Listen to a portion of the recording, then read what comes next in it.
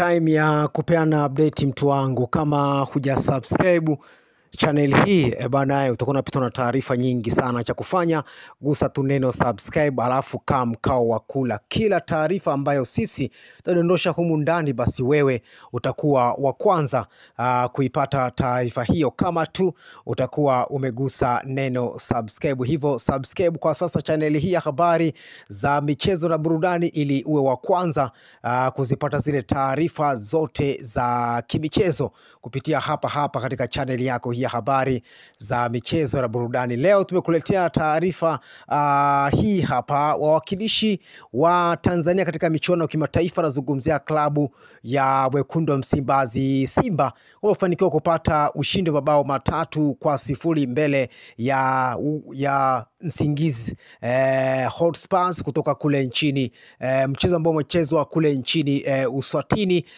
Simba imefanikiwa kushinda kwa mabao 3-0, ushindi wa kwanza, wakisubiri raundi ya pili katika dimba la Benjamin Mkapa jijini Dar es Salaam. Mabao ya Simba, goli la kwanza likifungwa na Wilson Nangu, beki wa kati wa klabu ya Simba ambayo wamemsajili kutoka JKT Tanzania. Lakini mabao mengine mawili yamefungwa na Kibu Denis baada ya kutokea tu bench, basi akaweza kufunga magoli mawili ambayo yamehitimisha ushindi wa mabao 3 kikosi cha klabu ya Simba dhidi ya Nsingizzi Hotspurs, mchezo ambao umechezwa kule nchini Uswatini. Moja kati ya vitu vya kuvutia katika mchezo wa leo ni kandanda jinsi lilivyotandazwa. Upande wa klabu ya Simba wakaonekana kudominate game na kuwazidi maarifa kabisa Nsingizzi Hotspurs, na kipindi cha pili ndicho Simba wamecheza zaidi tofauti na kipindi cha kwanza. Moja kati ya vitu ambavyo vimenivutia ni kwamba substitution ambazo zimefanywa na manager wa klabu ya Simba Dimitri Batov, baada ya kuingia kwa Morris Abraham, ameingia pia Kibu Denis, ni moja kati ya ameingia pia Yusuf Kagoma, ameingia Kalabe Shamu, moja kati ya maingizo mapya ambayo yameleta nguvu ama uhai katika eneo la backline na eneo la kiungo mshambuliaji, na kuweza kuifanya Simba kuweza kuibuka na ushindi wa mabao 3-0. Kipindi cha pili Simba ndipo wametawala mechi na kufunga hao mabao mawili, goli la kwanza likifungwa na Wilson Nangu dakika 45 za kipindi cha kwanza, mwishoni wa kipindi cha kwanza. Lakini dakika 45 za kipindi cha pili Kibu Denis super sub, baada ya manager wa klabu hiyo Dimitri Batov akisaidiana na Selemani Matola walivyofanya mabadiliko kadha wa kadha.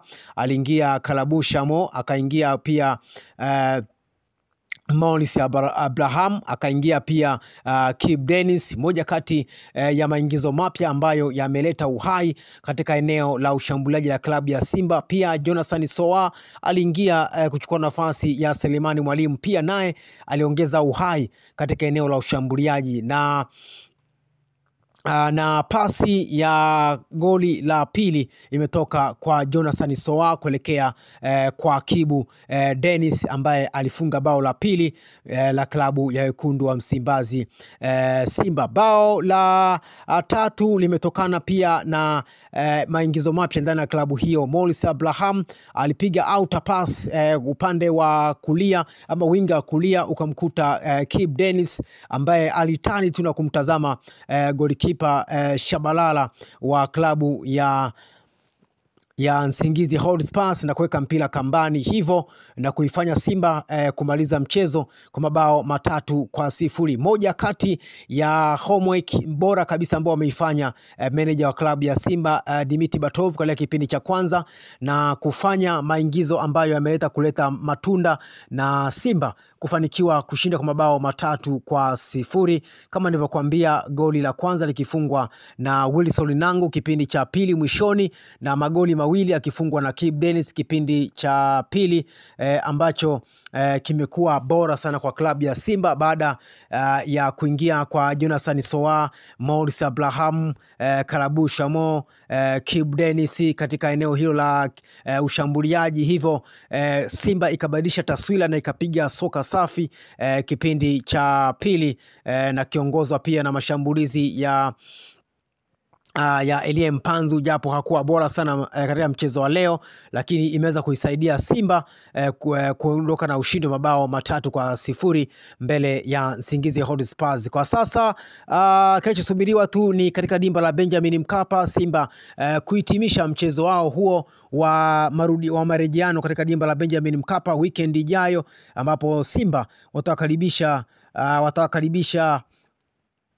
Nsingizzi Hotspurs katika dimba la Benjamin Mkapa katika mchezo wa marejeano kuelekea katika hatua ya makundi ya klabu bingwa barani Afrika. Kwa upande wa Singida Black Star pale nchini Burundi walikuwa wanacheza dhidi ya Flambeau da Center na mchezo huu umemalizika sare ya bao 1-1. Hivyo Singida Black Star anapakuanzia katika ardhi ya Tanzania kuhakikisha kwamba anasonga mbele katika michuano hiyo ya klabu bingwa ya kombe la shirikisho barani Afrika. Ni hayo tu mtu wangu ambao nimekuletea hii leo kutoka pale Uswatini, ambapo Simba wameshinda kwa mabao 3-0 mbele ya Nsingizzi Hotspurs. Lakini pale Bujumbura Burundi ngoma imemalizika kwa sare ya bao 1-1.